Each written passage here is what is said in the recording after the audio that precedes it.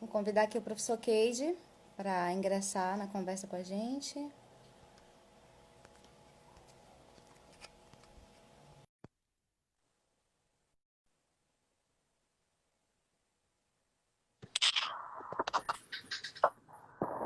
Olá, boa tarde, professor Keide. Olá, Amanda e amigos aí todos aí. Boa tarde, tudo bem, gente? Pode Bom, ir. boa tarde. Primeiro, só para eu falar aqui com o pessoal sobre o funcionamento da live, eu vou desativar os comentários para que as pessoas consigam te ver melhor, tá, Keide? Porque o comentário eu acho que fica passando tá em cima de você. Eu vou ter que deixar esse comentário salvo aqui, Tá? esse comentário embaixo, mas eu vou desativar. E aqueles que desejarem fazer perguntas, vocês podem usar a caixinha de interrogação que está à direita, né, da caixinha de comentários, ok, pessoal?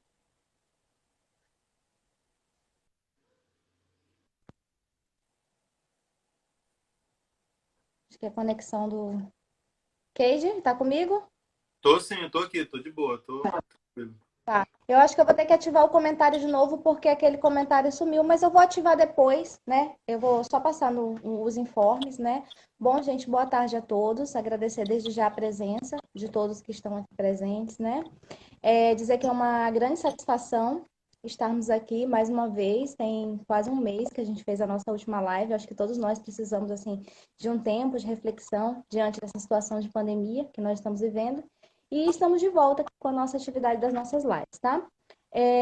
Antes de tudo, eu gostaria de me apresentar. Não sei se todos que estão aqui me conhecem. Eu sou a professora Amanda Ferreira, professora do Instituto de Ciência e Tecnologia das Águas, da UFOPA, né? E estou aqui com o intuito de trazer para vocês, nessa quarentena, uma série de conteúdos, né? Então, a gente tem trazido algumas lives aqui para a gente estar conversando, tá? Eu sou coordenadora do grupo de estudos e atividades socioambientais, que é o GEASA, e essa live, ela está acontecendo dentro do GEASA, tá bom? Então, estamos aqui com o professor Keide, trouxemos essa proposta de falar sobre delineamento experimental em pesquisa, né? Apresentar um pouco o professor Keide para vocês. O professor Keide, ele é doutor em Biologia da Água Doce e Pesca Interior pelo INPA, também professor do Instituto de Ciência e Tecnologia das Águas da UFOPA, nós somos da mesma instituição, do mesmo instituto, né? O professor ministra a disciplina de Estatística Experimental, Geoprocessamento e Ecologia da Paisagem, e também é o coordenador do Laboratório de Geoinformação Aquática, o LAGIS. Professor, mais uma vez, muito obrigada por estar aqui conosco, por se disponibilizar em estar contribuindo, trazendo esse conhecimento aqui para a gente, né? Queria deixar o senhor à vontade, tá? Mais uma vez vou dar um recadinho aqui para vocês. Quem quiser fazer perguntas, já pode ir colocando na caixa de perguntas. Os comentários estão desativados para que o professor Keide possa aparecer bem para a gente aí. Essa live vai ser certificada pela Proce, então quem tiver o interesse de ter o certificado, precisa mandar para o e-mail que está no perfil do Instagram, que é o e-mail do GEASA, o seu nome, a sua instituição, o CPF e o seu telefone para que a gente esteja produzindo o certificado dessa live, tá bom? Professor, o senhor pode ficar à vontade e o senhor tem de 20 a 30 minutos aí para a gente poder conversar. Talvez um pouquinho mais. Fique à vontade, tá? Legal. Olá, pessoal, tudo Só bem? um minuto, Boa tarde. rapidinho. Eu vou aqui ao lado só desligar um equipamento que está fazendo barulho, mas eu já volto. Mas fique à Tá, vontade. tudo bem. Então, pessoal, boa tarde a todos. Uma experiência a gente está aqui conversando com o celular, mas, Voltei. né, tô Pronto. falando aqui, Amanda, que é uma experiência nova para mim, tá dando aula para o celular, né?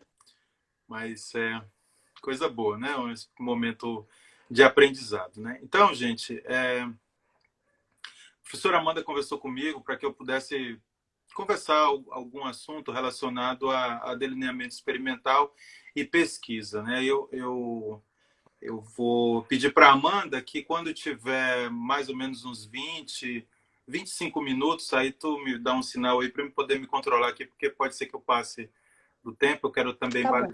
para também dar tempo das pessoas falarem, né? Perguntarem o que quiserem perguntar. e eu responder aquilo que eu tiver condição de responder, né?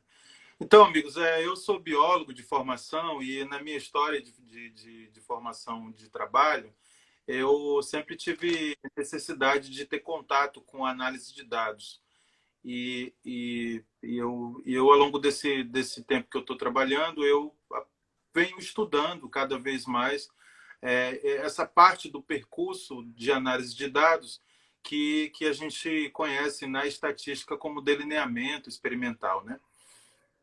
A gente, na literatura, a gente tem assim algumas ferramentas que são úteis para que a gente possa delinear melhor o nosso experimento, né?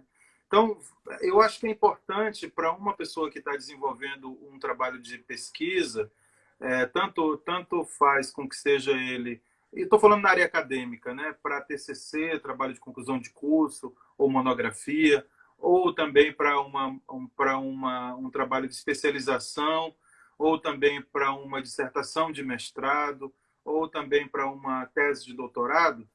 É fundamental que a gente tenha bem clareza em alguns conceitos que vêm lá da estatística, que eles fazem parte desse percurso que a gente tem que fazer até o final, né? Então, a estatística, no geral, ela trabalha com acadêmica, né? Trabalha com um conceito muito importante, que é os conceitos associados à Keide, probabilidade. Oi? eu acho que está travando. Então, normal.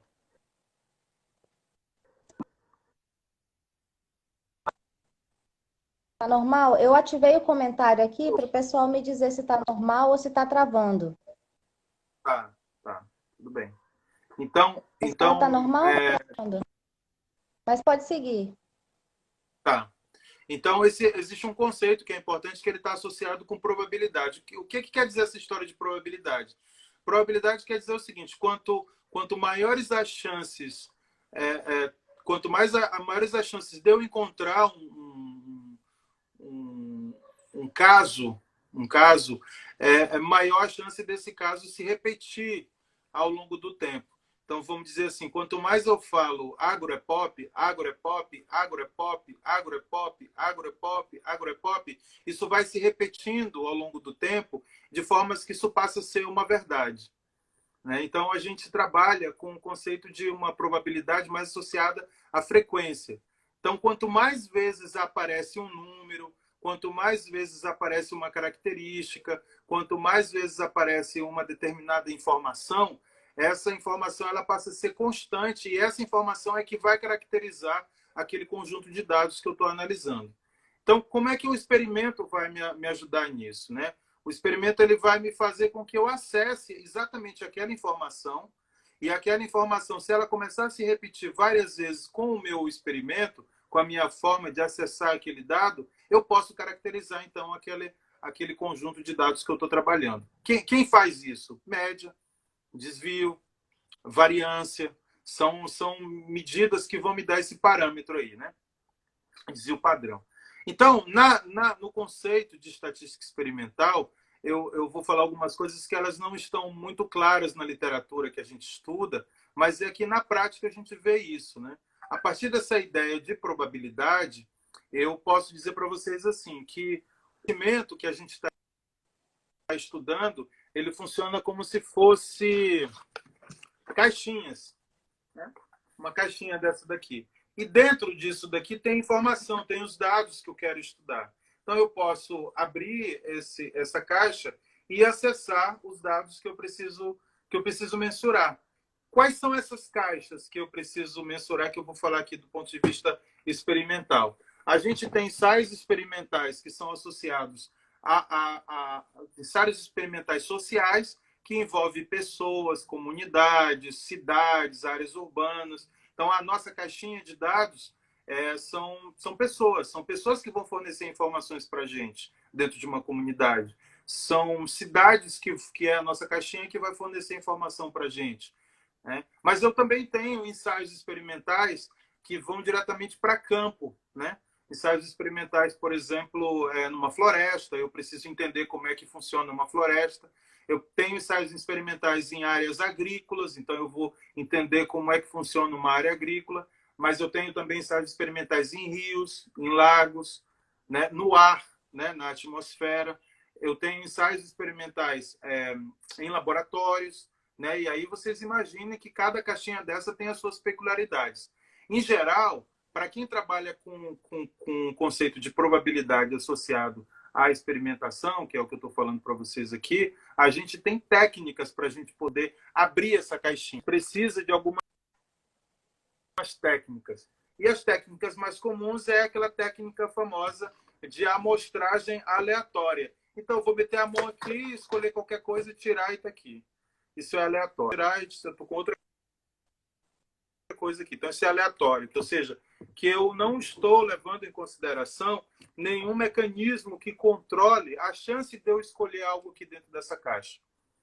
Né? Quando eu não estou trabalhando com uma técnica aleatória, eu preciso ter critérios para me poder selecionar o meu dado. E aí é que entra toda essa história de experimento. Né? Eu posso ter delineamentos que são totalmente aleatórios, eu posso ter delineamentos que são estratificados, amostragens estratificadas, e por aí vai. Então, tem assim, uma sequência de técnicas que elas são importantes para a gente poder acessar. Pessoal, não dá para você ficar numa condição de que eu preciso saber de todas as técnicas, aquela coisa toda. Não. Escolhe, vê o que tu queres fazer. Se tu quer fazer um estudo, por exemplo, simplesmente de caracterização, né? Então, não necessariamente tu vai trabalhar com uma técnica que precisa ter um controle, um fator, por exemplo. Eu quero avaliar se a variação do nível do rio ou a variação de temperatura influencia o comportamento da barata. Sabe? Tipo, coisas assim. Não precisa. Porque esse caso aí eu estou avaliando, eu tenho que ter uma medida de controle para me poder avaliar ali, um fator que controla a variação do comportamento da barata. Mas não, às vezes eu quero chegar numa comunidade e quero saber qual é a característica daquela comunidade, em termos de idade, em termos de composição etária, em termos de estrutura familiar, estrutura domiciliar. Então, simplesmente eu vou lá naquela comunidade e faço um acesso àquela caixinha lá e vejo quais são as características que mais se repetem ao longo dos meus dados. Né? Então, de formas que eu tenho situações diferentes com experimentos totalmente aleatórios, situações diferentes com experimentos que não são totalmente aleatórios, que a gente chama de semi-probabilísticos, que é uma mistura, né? Eu tenho um controle mais ou menos parcial do que vai acontecer, e eu tenho situações que eu preciso ter um controle total sobre o meu experimento. Essa situação de controle maior nos experimentos, onde que ela acontece? Ela acontece dentro dos laboratórios, né? Em ensaios experimentais, que eu preciso saber, por exemplo, qual é o efeito de eu aumentar a concentração de vitamina C sobre a imunidade de um determinado organismo vivo. Então, se eu aumentar em 1 picograma, o que vai acontecer no crescimento daquele animal? Então, isso é uma situação que é de controle experimental dentro de um laboratório. Você prepara toda uma estrutura para poder fazer aquele ensaio. Quando eu estou, por exemplo, numa floresta, que eu quero saber qual é a característica daquela floresta, o que eu faço? Eu posso, por exemplo, dividir essa floresta em 3, 4, 5, 6, 8 parcelas e sortear aleatoriamente quais são as áreas que eu vou amostrar. Aí vou para cada parcela, então eu tenho um controle parcial sobre a minha variabilidade, sobre as minhas incertezas ali naquele espaço ali. No solo é a mesma coisa, mas eu posso também ter uma situação que eu vou chegar numa comunidade com 5 famílias, e aí eu posso fazer a amostragem para aquelas 5 famílias. Aí na próxima comunidade que eu for visitar, eu tenho 100 famílias, eu não tenho tempo para me poder fazer a amostragem com aquelas 100 famílias. Professor, e aí, o que eu faço? E aí que tem que se adequar ao campo, porque a gente não tem como controlar as incertezas naquele experimento que a gente está fazendo. Né? Então, esse é um painel geral de diversas situações que a gente encontra com delineamento experimental. O que eu acho que é importante para o aluno que está nesse percurso acadêmico? É ele saber o que ele quer. Saber que caixinha que ele está estudando. Né? Eu estou trabalhando com questões sociais, eu estou trabalhando com questões que envolvem floresta, agrofloresta, área tal, com água, com peixe, com rio, com pescador, enfim, ou eu estou trabalhando dentro de um laboratório. A partir daí, cada grupo desse daí tem desenvolvidas N técnicas para poder desenvolver os ensaios experimentais. Então, a gente precisa ter esse cuidado. Outro polo de dificuldade que a gente tem nesse tipo de estudo, é a gente, professor, qual é o tamanho astral ideal para o meu estudo? Aí as pessoas falam assim, a gente pode fazer até 30. Não, assim, depende do objetivo que o trabalho vai adotar. Quer ver um exemplo? Eu quero caracterizar uma comunidade de 10 famílias. Eu não preciso fazer 30%, entende? Porque para que eu vou fazer 30%? Eu posso avaliar aquelas 10 famílias tranquilamente. Né? Então, não tem problema. Agora, eu quero avaliar a cidade de Santarém, que tem mais de 300 mil habitantes. Né? Como é que é a característica? É outra coisa. Bom, então, assim, para concluir esse painel geral assim, sobre diferentes tipos de situações que envolvem delineamento experimental, eu não estou querendo embarcar aqui nas técnicas, porque senão cada técnica vai demandar outras coisas, mas eu quero dizer o seguinte, olha, atualmente, o que a gente está aprendendo a lidar é com ensaios experimentais digitais. Quer dizer, a gente está tendo que acessar uma nuvem de informação diferente do que a gente tem no dia a dia de campo e tal, essas coisas. Por quê? Porque hoje o ambiente digital, o web, ele é uma fonte de informação gigantesca de dados para a gente. Uma cidade fornece milhões de informações. Então, a gente pode também lançar mão de fazer ensaios experimentais no meio digital. Entende? Então, isso é uma outra modalidade que a gente está lidando hoje em dia, que a gente lida com ciência de dados. Né? Então, você não precisa necessariamente ir para campo para poder colher uma informação, mas você pode lançar mão de algoritmos específicos para poder acessar determinado tipo de informação. Um exemplo disso, perfil de consumidor, por exemplo, perfil de população, características comerciais, preferências comerciais, preferências de consumo, tudo isso já a gente está lidando com outro tipo de ensaios experimentais que é um pouco além do que a gente vê no cotidiano, no tradicional aí dos nossos estudos. Então, assim, esse é um painel geral, né, que eu acho que eu não sei se eu já estou com 20 minutos, né, mas eu vejo assim que é importante se a galera quiser perguntar e tal. Eu fiz um provocativo aí, se quiser entrar em mais algum assunto, a gente vai aprofundando aqui, Amanda. Não sei se eu não estou querendo também me delongar muito aí, mas uma pergunta aí, galera. Que se a gente souber falar, a gente fala. É tudo Covid mesmo, pandemia nesse momento, então tá valendo. Keiji, muito obrigada pela tua explanação. Eu acho que ela foi bem rica no sentido da gente entender a amplitude que é se falar de delineamento experimental, né? Que é algo que se trata em uma disciplina inteira.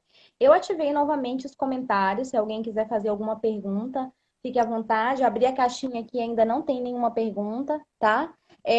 Mais uma vez, aproveitar que nós estamos aqui com uma grande quantidade de colegas online e fazer o informe, né? Que essa live ela é certificada pela Proce, tá? E para que você tenha o certificado, você tem que colocar essas informações que eu estou deixando no comentário fixo aí, que você tem que me mandar por e-mail, do GEASA, seu nome, a sua instituição, seu CPF e o seu contato, né? Que é o seu telefone, para que a gente possa estar solicitando o seu certificado. E aí você vai receber o seu certificado dessa live, tá?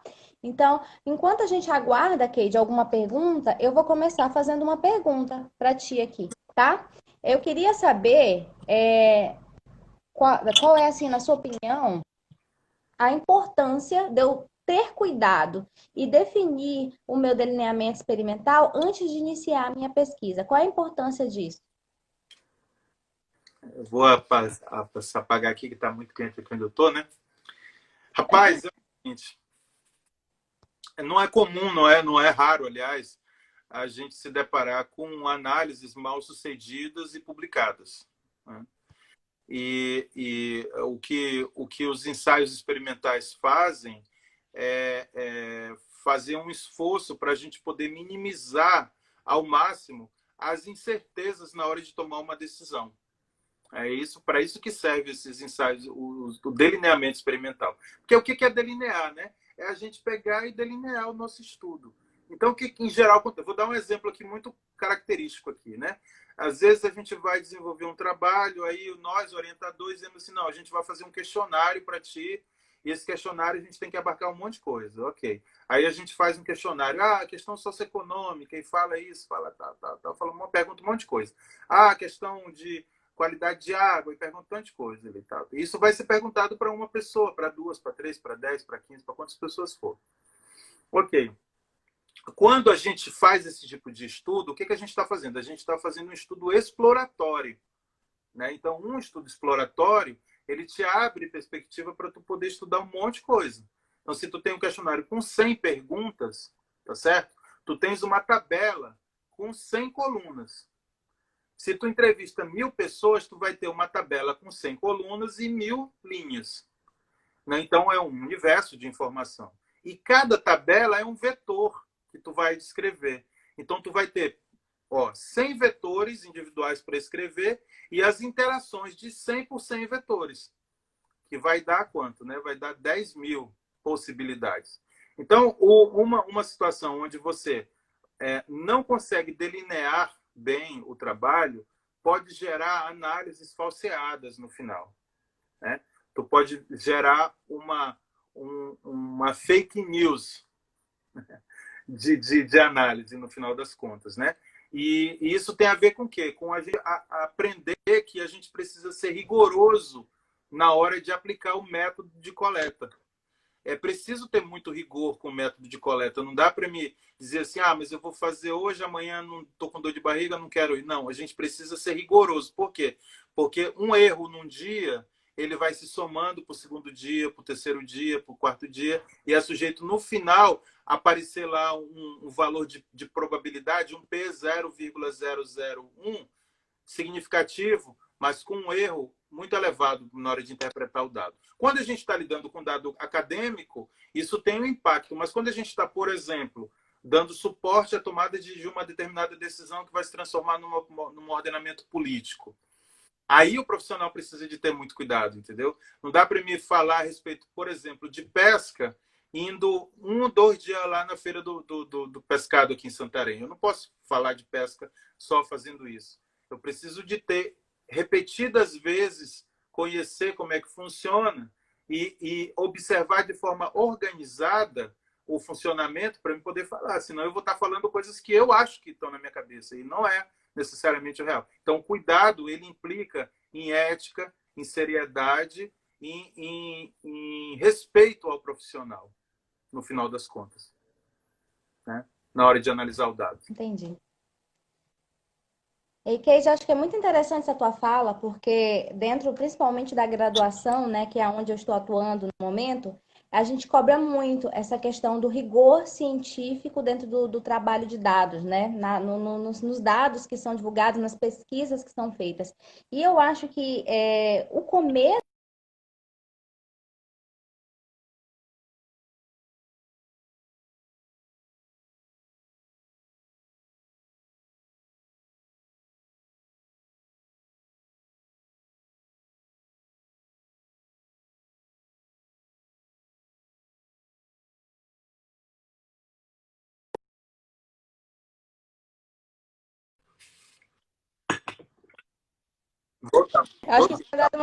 acho que tinha dado uma queda aqui. Eu estava dizendo que não dá para você dizer que vai realizar uma pesquisa em loco sem você dizer quantas vezes você vai lá, qual é a sua repetição, como você vai sistematizar essas informações, né? Por exemplo, outra coisa também que comumente a gente vê, vão ser realizadas entrevistas. Ok, mas que tipo de entrevista? Entrevista aberta, entrevista fechada, aplicação de questionário ou é entrevista mesmo, né? Quantas pessoas vão ser entrevistadas? Qual era o teu universo amostral? E qual é o número de pessoas que você vai entrevistar agora? E qual é o rigor que você usou para escolher essas pessoas? Como que você escolheu? Existiu algum critério, né, de escolha ou foi escolha aleatória? Então, tudo isso faz parte do delineamento experimental, quando a gente fala de pesquisa socioambiental. E já puxando nisso, tem uma pergunta da Alcilene aqui, que ela fez uma pergunta bem, bem bacana, né? Na pesquisa amostral, temos uma percentagem que, se tratando de dados socioeconômicos, tipo, 200 famílias, o mínimo a ser amostrado seria quanto? Aí tem essa pergunta da Alcilene para a gente conversar, começar aí, Keide.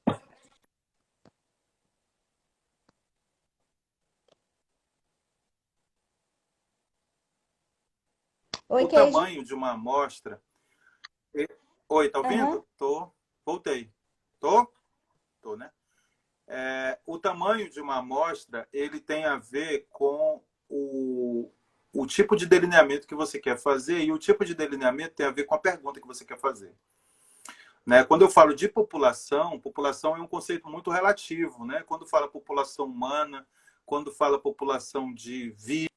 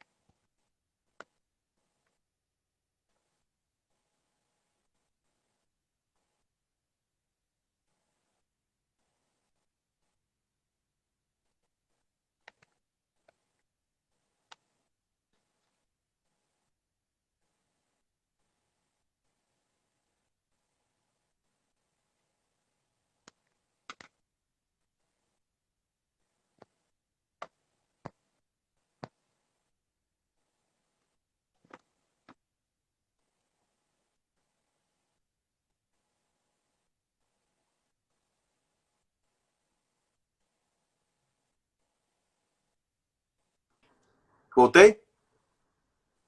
Oi, voltou, tá aqui. Tá. Tá, então, com relação a determinar o tamanho de uma população, eu não posso partir do pressuposto de que 30% é um tamanho ideal, como a literatura fala. Né? Eu preciso primeiro saber qual que é, até onde eu quero ir com aquele meu estudo. E a partir do momento que eu tenho essa clareza de até onde que eu quero ir com o meu estudo, aí eu vou estabelecer o quê? O percurso que eu vou fazer para me poder chegar naquele final. Esse percurso quer dizer o quê? É eu estudar muito bem ali como é que vai ser o delineamento do meu questionário. É eu, por exemplo, ter cuidado na hora de fazer um questionário, eu não deixar duas pessoas próximas uma da outra para não interferir. Enfim, aí vai entrar, mergulhar naquele, fazer uma imersão naquela caixinha dos ensaios experimentais sociais. Né? Se tu puder me falar das perguntas aí, eu tô acompanhando. Não sei se atende Tá, aí. eu tô anotando aqui Tá, algumas, tá? tá. Tenho três aqui já.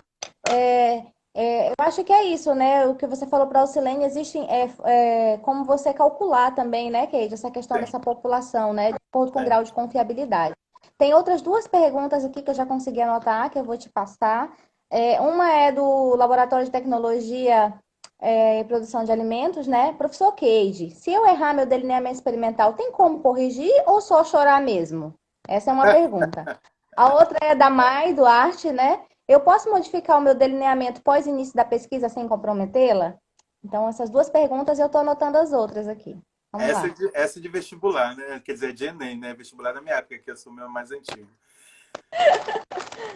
Rapaz, é o seguinte. Às vezes a gente vai fazer um delineamento, por exemplo, a gente vai para campo, né? O que a literatura aconselha é que a gente faça um piloto. É isso que a literatura aconselha. Você senta e aí, dependendo de qual é o mote do trabalho que você vai adotar, se é dentro de um laboratório, você pode fazer um ensaio piloto para poder ter uma base se aquele método vai funcionar. Então, aí, nesse caso aí, eu posso fazer a volta e fazer de novo, tá certo? Mas, por exemplo, você está com um recurso financeiro para custear uma viagem de campo, 2 viagens de campo no ano. E aí você vai ter que mobilizar barco ou mobilizar carro para ir para campo e fazer e tudo. Então, é uma chance. Então, vai, executa do jeito que for possível e traz e absorve aquilo que for possível. Porque é a condição logística que está obrigando a gente a agir assim. Agora, se for um ensaio experimental, por exemplo, dentro de uma floresta, eu comecei a fazer com 3 parcelas, aí eu faço um piloto, coleto os dados e vejo qual é o resultado, avalio os resultados, faço os cálculos sei lá, intervalo de confiabilidade dos dados, essas coisas, aí eu posso parametrizar e aí, a partir daí eu posso até ajustar e delimitar melhor meu experimento. Por exemplo, eu quero fazer um trabalho com alimento, eu quero saber um determinado efeito o tempo de apodrecimento de putrefação de um alimento. Eu posso repetir esse experimento sem problema, certo? Quantas vezes for possível. Mas quando se trata de campo, aí com ensaios experimentais que a gente não tem totalmente o controle, aí já fica mais delicado, né? É possível, mas depende da situação. Aí dá para chorar ou dá para ficar alegre, depende das duas coisas, porque tem alguma situação na literatura que falam que os experimentos errados geraram resultados tão bonitos e tão importantes para a humanidade. Então, depende, né? É muito, muito relativo isso. É verdade. Tem mais outras duas perguntas aqui, uma do Biel e outra do laboratório, novamente, né? É, eu acho que é do laboratório ou é da Alcilene, não sei, fiquei um pouco confusa. Vamos lá. A primeira é se há algum software para definir o tamanho da população de uma pesquisa em uma cidade, por exemplo, para aplicação de questionários, se o senhor conhece algum software. E a outra pergunta é quanto à devolutiva dos dados para a comunidade, se o senhor conhece alguma metodologia. Sim.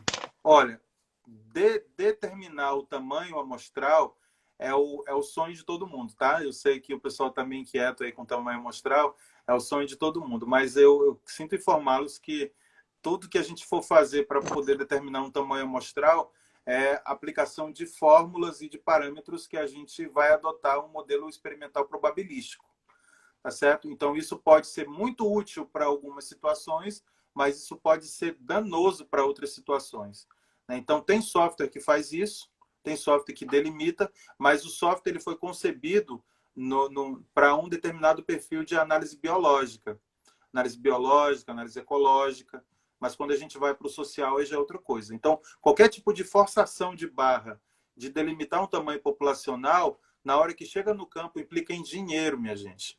Vou dar um exemplo para vocês. Eu participei de um projeto que a gente fazia coleta de dados desde Tabatinga até Belém, né, ao longo do rio, coletando dados. A gente estabeleceu um parâmetro para poder fazer a amostragem de comunidades.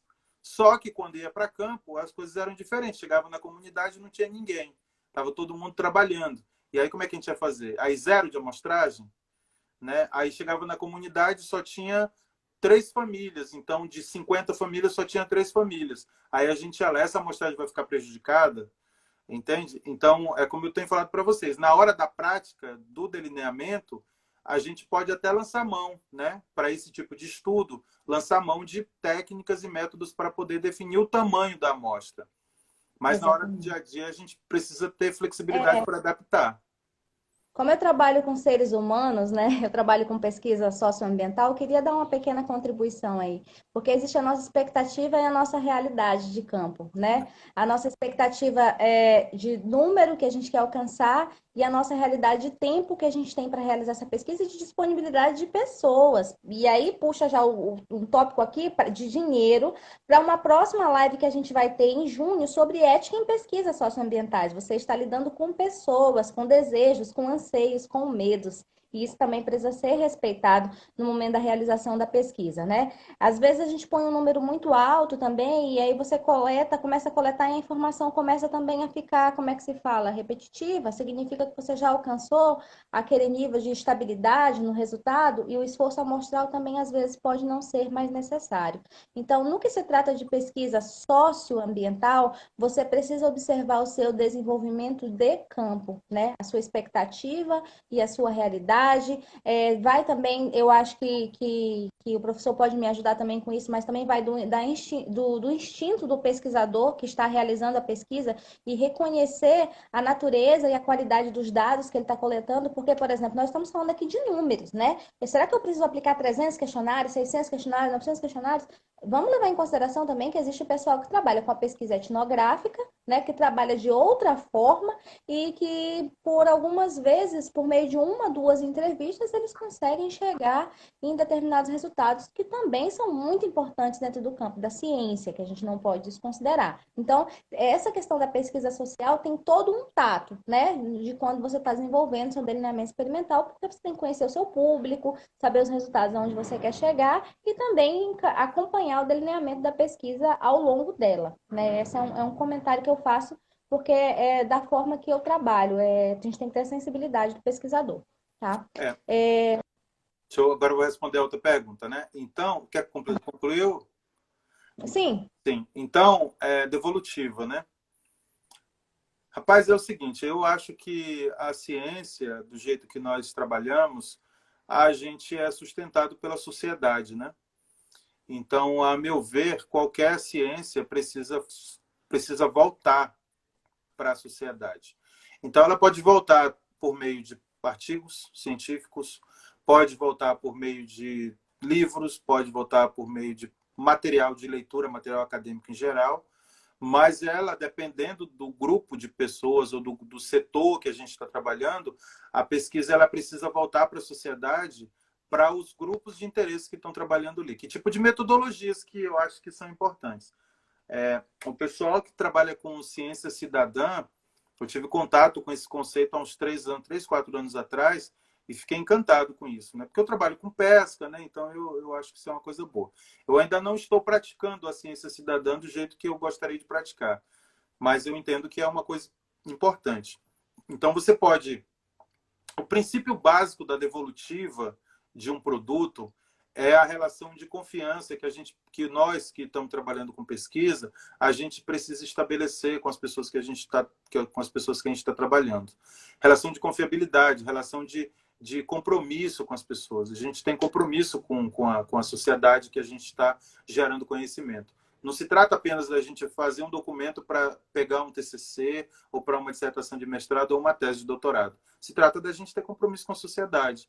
Então, eu vejo assim, esse é um aspecto importante na devolutiva. O outro aspecto se chama linguagem. Então, eu não vou, por exemplo, num determinado momento, falar para um grupo de pessoas que eu estou trabalhando, eu apliquei uma curva de rarefação, que é para mim poder saber o tamanho amostral daquela população que eu estou estudando. A pessoa não vai entender, né? Então, a curva de rarefação ela vai chegar a um determinado ponto, que estabiliza aquela coisa toda, mas a pessoa não vai entender. O que interessa para a pessoa? É a gente ter a capacidade de sintetizar a informação e colocar numa linguagem que seja acessível para quem participou da pesquisa e para quem vai ter em determinado momento vai precisar tomar decisões a partir dos resultados daquela pesquisa. Esse aspecto, gente, eu acho de extrema seriedade, sabe? Porque às vezes a gente gera informações a partir de delineamentos experimentais que às vezes não são bem feitos, e essas informações, quando chegam acima, elas vão subsidiar decisões que vão se transformar em lei, em regramento para a população, e às vezes esse regramento, quando volta para a sociedade, é muito dolorido para quem está na ponta, sabe? Acho que esse é um nível de responsabilidade social que a gente que está fazendo pesquisa, a gente precisa ter. Então, para mim, devolutiva é um dos passos importantes do percurso. Agora, claro, né? Depende, por exemplo, a gente que trabalha com pesquisas socioambientais, que nem a professora está falando aí, mas quem está trabalhando no laboratório é outro tipo de informação, quem trabalha com genética, quem trabalha com agricultura, cada um vai visualizar onde é que é importante a devolutiva, mas que é importante, que é necessário, eu vejo que é assim. Eu julgo como essencial para quem trabalha com pesquisa socioambiental, principalmente pelo motivo que eu acabei de falar. Trabalhamos com sonhos, expectativas, medo, né? E você chega para uma pessoa, você aplica um questionário, você pergunta muita coisa da vida dela e elas não sabem para onde vão. Principalmente quando a gente trabalha, por exemplo, com agricultores, com populações tradicionais. Então, a gente precisa, sim, voltar, dizer como que foi que a gente fez, o que a gente fez. Um método, né?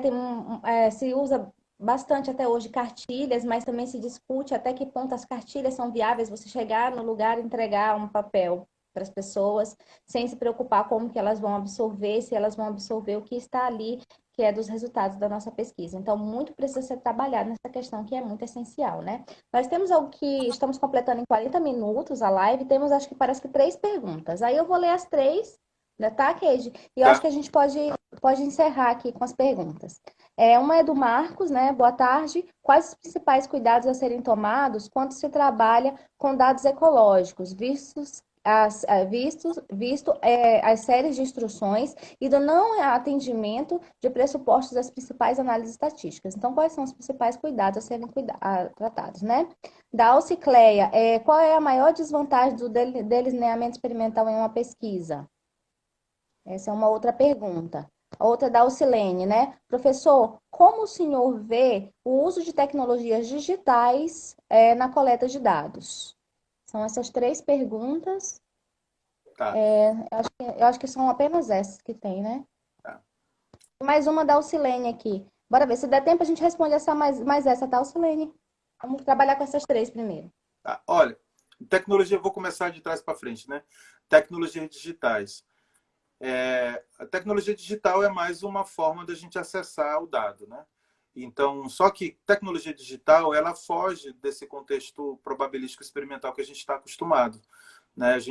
Por exemplo, a gente pode lançar mão de um aplicativo de celular para poder coletar dados com pessoas, para poder coletar dados em campo, em tempo real, Então, eu vejo assim que esse é uma importante ferramenta para a gente coletar dados. Por quê? Porque isso pode significar redução de custo, né, de coleta de dados.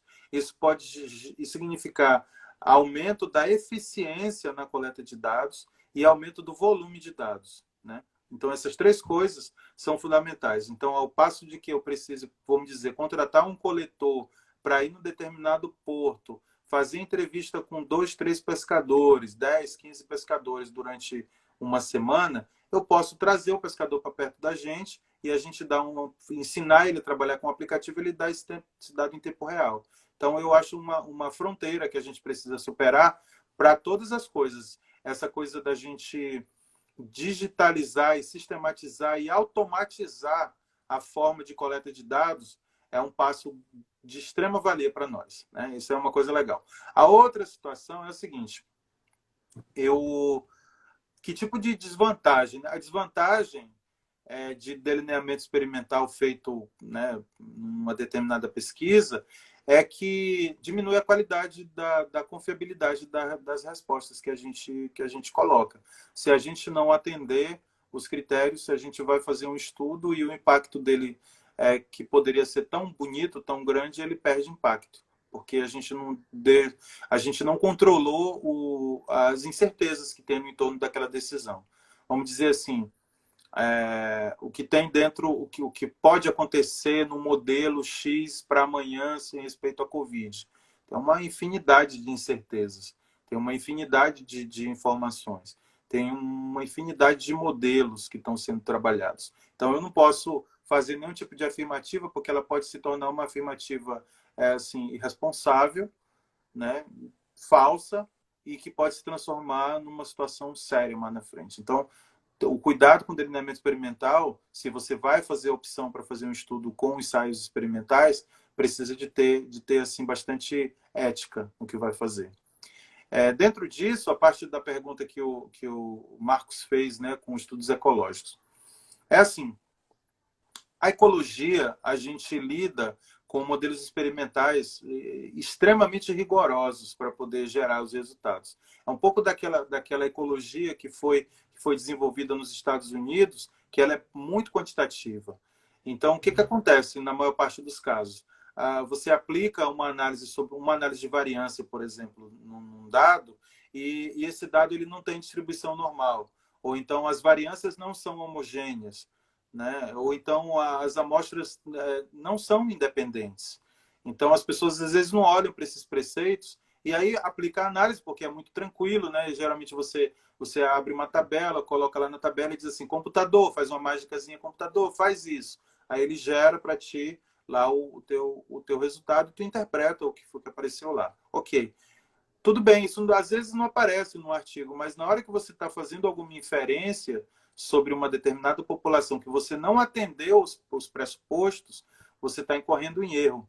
E aí esse erro, ele, dependendo de onde você vai chegar essa resposta, esse erro pode se transformar num problema para o teu trabalho.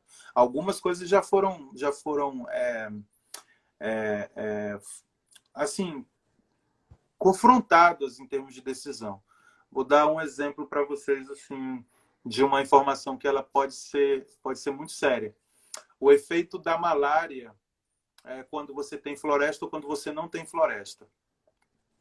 Foi feitos estudos em determinado lugar e conforme foi avançando a população urbana, a floresta foi sendo transformada em cidade e aqueles animais que estavam ali naquela região, eles passaram a ficar mais próximo da população humana e aquilo ali se transformou numa epidemia de malária, por exemplo. Isso é um exemplo fictício, tá? Aí vem um pesquisador e faz uma experiência numa floresta intacta, comparando com uma floresta que está próximo de uma cidade. Só que são cidades absolutamente diferentes, são cidades que vivem em regiões diferentes, não é uma na região tropical, não é uma região temperada, e aí ele encontra que não tem efeito nenhum. E aí vai lá, publica assim, olha, não tem efeito, não sei o quê, não sei o quê, não sei o quê. Na hora de fazer isso daí, ele não está levando em consideração, por exemplo, as condições locais. E de fato está acontecendo aquela epidemia de malária naquele determinado lugar. Então, vejam, é preciso ter critério responsabilidade e ética na hora de desenvolver uma análise de dados. Acho que a grande mensagem é essa. O teu resultado de trabalho, o teu trabalho de conclusão de curso, dissertação de mestrado, tese de doutorado, ele precisa levar em consideração a seriedade que os protocolos de ciência trazem para nós, né? Então, acho que a gente pode fazer muitas coisas. Nós vivemos aqui na Amazônia num mundo que é um laboratório, um universo que é um laboratório de dados, de informações, mas a gente precisa saber como é que a gente vai acessar a nossa caixinha. Então, o delineamento é isso, é como é que eu vou acessar aquela caixinha. Que tipo de informação que eu vou gerar daquela caixinha e para quem eu vou gerar aquela informação daquela caixinha. Tem que ter ética, sabe, gente? Tem que ter seriedade e responsabilidade com o que a gente publica. Muito bom. Eu acho que ainda dá tempo das outras perguntas que tem aqui. Estamos em 46 minutos. Estou de boa Tá. aqui. A pergunta da Alcilene, bem participativa aí, ela quer saber a tua opinião sobre a aplicação da pesquisa cidadã, você já até falou um pouquinho sobre isso, né? E uma última pergunta aqui para a gente encerrar da Ruth. Como o professor enxerga, no caso você, né, o uso das plataformas de formulários digitais para a coleta de dados e da sua validação como resultado de uma pesquisa? Legal. Eu estou voltando para trás, né? Eu fiz um ensaio num trabalho de conclusão de curso que a gente viu o potencial de aplicação desses formulários, né? Do Google Forms, por exemplo. A gente usou isso, né? A gente tem um N muito rápido, você consegue alcançar 200, 500, 1000 pessoas muito rápido na hora de fazer a coleta de dados, né? Eu fiquei um pouco inquieto porque a gente não tem como ver a acuracidade da informação que foi gerada. Esse é o parâmetro que eu acho que ainda é um pouco perigoso na hora de usar Google Forms. Mas é uma ferramenta extremamente acessível. Então, para nós, a gente usou a ferramenta, a gente conseguiu fazer uma coleta de dados rápida, perguntamos algumas informações que foram respondidas de forma rápida, a gente usou, por exemplo, o Facebook para poder obter essas informações e o resultado do trabalho foi interessante, sabe? Então, eu acho que é uma via de acesso a dados, especialmente, por exemplo, a pesquisa socioambiental. Eu acho que a gente pode lançar mão dessa ferramenta e começar a fazer ensaios com esse tipo de ferramenta, porque diminui custo, pessoal e tempo, né? Eu acho que dá para começar a investigar sobre isso. Apenas que eu não consegui enxergar qual é a acuracidade da informação que foi gerada. Posso fazer uma contribuição, Sim, Pedro? sim.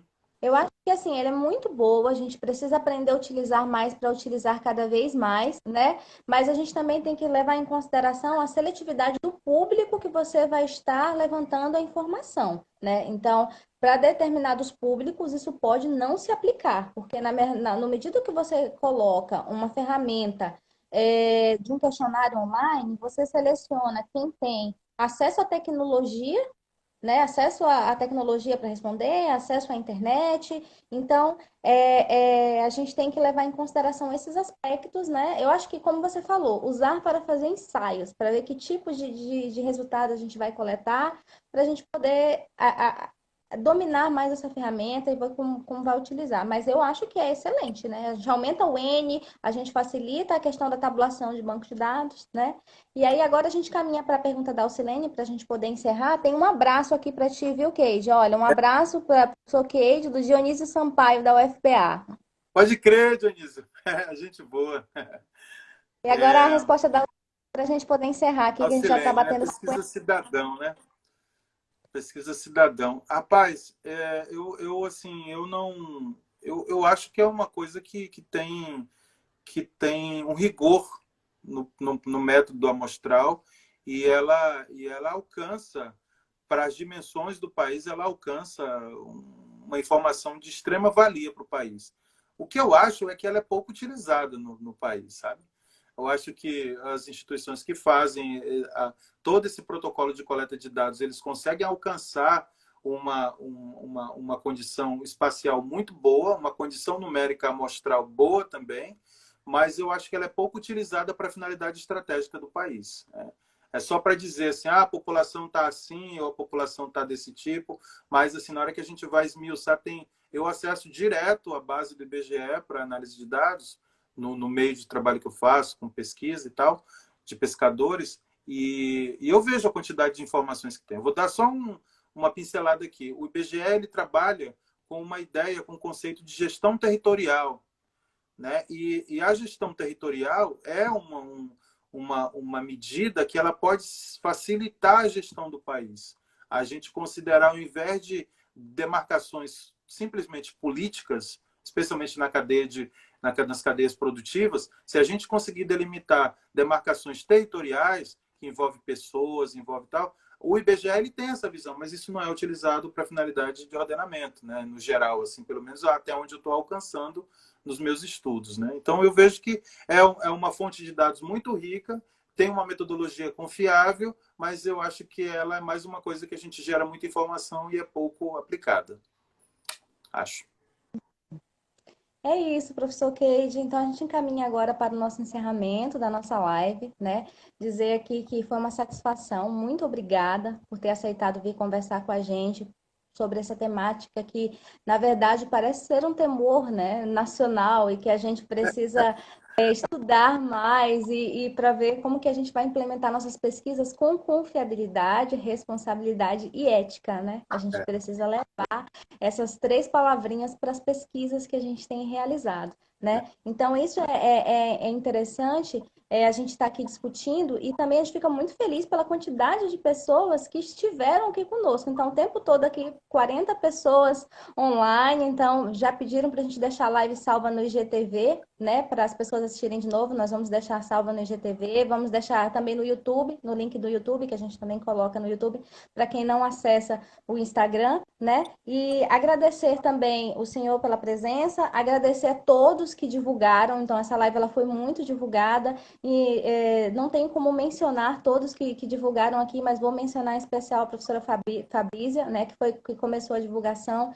e aí a gente teve uma grande repercussão, isso foi muito bom, muito obrigada a todos que divulgaram, agradecer a todos os presentes que estão aqui também, né? E dizer que daqui a pouco, de hoje para amanhã, a gente vai estar divulgando a agenda das lives de junho e vamos sempre tentar cadastrar na próxima. Lembrando que quem quiser o certificado precisa me encaminhar essas informações que estão salvas no comentário aí abaixo. Então, nome, instituição, CPF e telefone, contato para o e-mail geasa.fopa@gmail.com, tá bom? Professor, se quiser falar alguma coisa.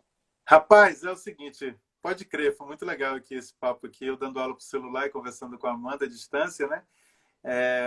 Eu sei que as expectativas, às vezes, são que a gente aborde questões mais técnicas, né? Vamos descer aqui, vamos ver que tipo de fórmula, como é que faz, porque eu posso fazer um delineamento assim, de outro jeito e tal. Mas, assim, é como eu disse, depende muito do que você quer fazer, sabe? Tem que sentar e estudar o que você quer fazer, para onde você quer levar o seu trabalho, e aí o trabalho fica bom. Não dá para a gente fazer assim, botar a mão na cabeça e dizer assim, agora já sei. Não, tem que estudar, tem que ler.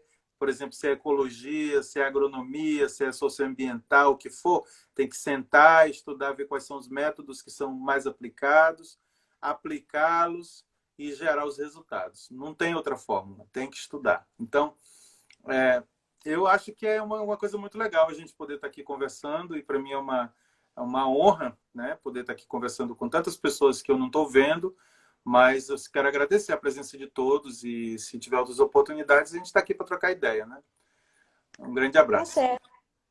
Um abraço também, Kate. Muito obrigada a todos que tiveram presente e até a próxima. Acompanhe nosso Instagram aí para vocês verem as próximas lives. E não esqueçam de mandar as informações de vocês para que a gente esteja produzindo o certificado. Tá bom?